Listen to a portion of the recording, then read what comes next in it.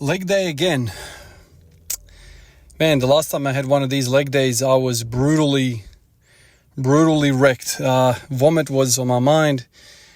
All the squats that I did in the low bar position and then followed up by a leg press really finished me off. I had nothing left and vomit wanted to come out, and so I kind of ended the session halfway through on the leg press. But this time around, I was able to survive a bit longer, and so I've done the full session. All the reps and sets that I thought I was going to do, I ended up doing. So it turned out to be really good. So hopefully,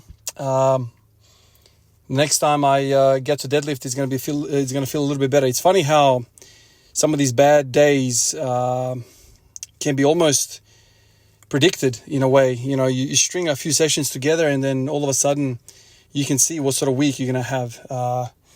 The last time I did the leg day, I really struggled to recover, so I struggled to hit the leg day. So I was carrying probably fatigue from the previous deadlift session.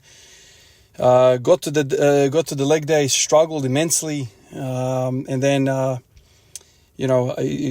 tried my absolutely hardest to kind of recover, but I didn't. So there's a lot of fatigue in the system right now. Obviously, I've had a crazy month. A month that I basically will never forget. I mean, the amount of volume, the amount of heavy lifting that I've done has been absolutely unbelievable to me, and I can't really believe that I've achieved what I've achieved. From 265 to 285 in the space of a month and something, after a long 2 years and plus of nothingness.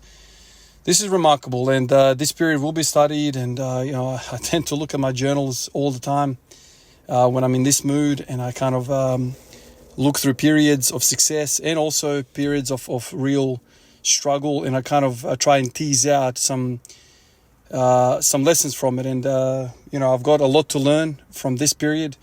Some combinations of exercises, some combinations of programming, some resting. Some really good ideas came out of this.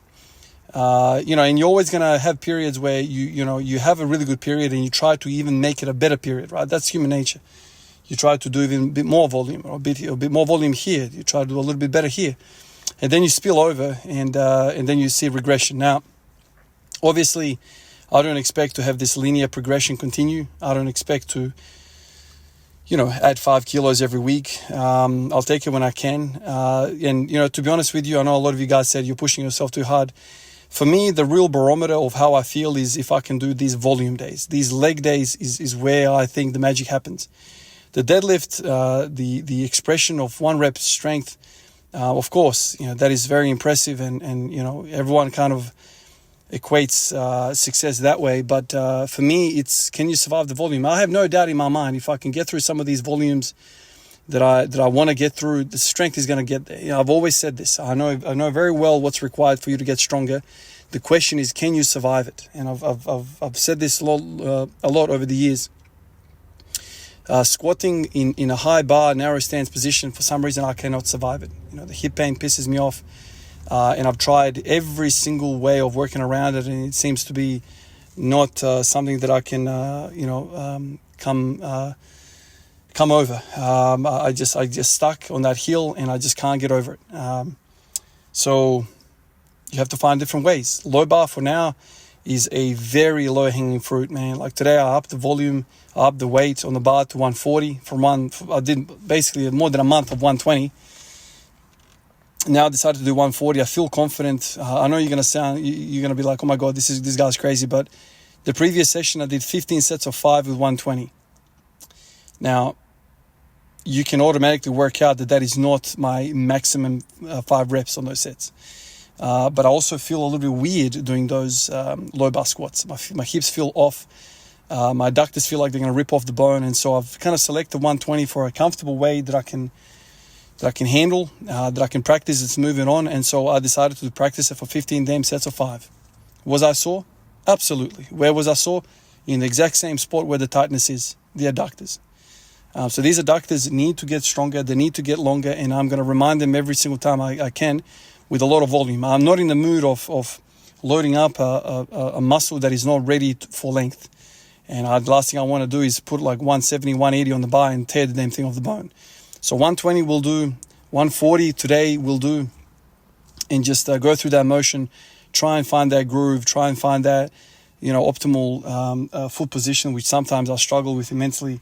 I tend to always go on my tippy toes. I always tend to, try and squat the low bar in a high bar type of foot pressure, which it doesn't work. It's a different movement, and you have to kind of treat it that way. So I'll continue doing that. Continue with the same recipe that I've had over the last month. Something is working. I don't know which bit, but the combination of everything that I've been doing is working. And that's down to the farmers carries that I'm doing, the leg press, the low bar squats, you name it. I'm doing all of it. And it seems to be going really, really well. And, the rowing is another big part of my training, man. Like the rowing, man. I can't emphasize enough how important rowing is. It adds thickness to your frame. It adds thickness to that upper back. And I think it's the thickness that drives the deadlift. Yes, okay, width in the lats, fantastic. But I feel like that width is great, but it's more aesthetics in this sense than anything. Are pull-ups great? Of course. That was my favorite freaking movement before squats came into the picture. I love pull-ups. But rows, they suck. I suck at them. And for some reason, when I find something that sucks, I get better at it. I get better at it easily. It's a low-hanging fruit. It's that same old freaking reminder. Do the shit that you don't want to do, and all of a sudden, you improve really quickly because it's so low-hanging. You know what I mean? Like working with 120 on the damn squat, but I've not done that. Bloody hell, man, for like at least 8 years. 8 years ago, did I have 120 as a working set. Now, in my freaking 11th year of training, I'm using 120 as a working set on squats. If you can get away with that and get value from that, dude, you will be stupid not to use that. Use the cheapest stuff you can and get as much as possible out of it. And so wide stance, dude, that is low-hanging fruit. I'm going to eat all that up. That's kind of how I view it. Same with the wide bench press. Dude, like for months, I was doing wide bench press with 80 kilos on the bar, 90 kilos on the bar. That's like so easy, so little weight. And so it's not tough on the system. You're getting so much out of it. You're getting more balance through the hips. In the case of bench press, through the shoulders, through the upper back, all that stuff. Why wouldn't you do it?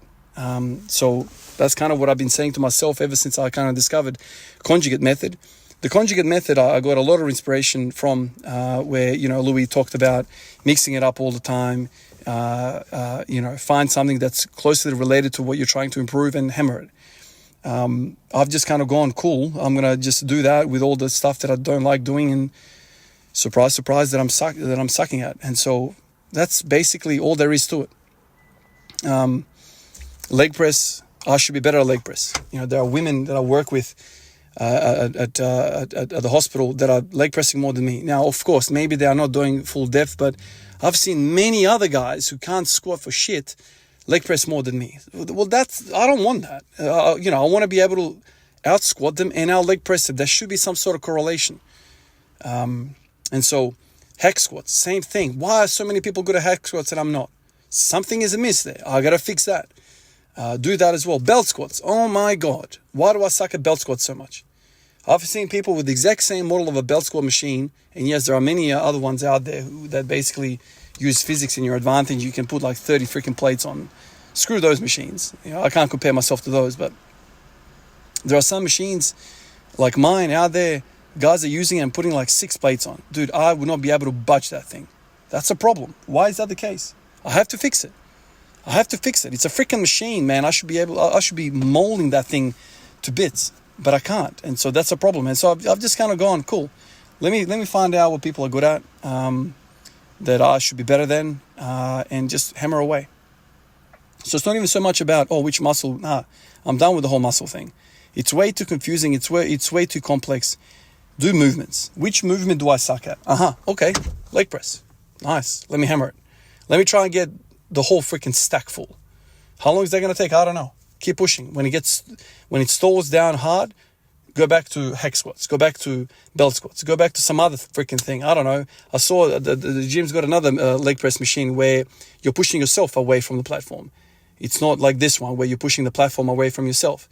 I'll do that one as well. I don't give a crap. If it's a pushing leg movement, I'm doing it. And try and do the whole stack on that one. And that's kind of the approach. Beat around the bush, find something that you suck at, do it. Be better than all the other people that are not freaking doing stuff with the barbell. Get better at them at that, and then come back and try and carry it over to the barbell. And that's kind of the approach. Appreciate you guys. I'll catch you in the next one. Peace out.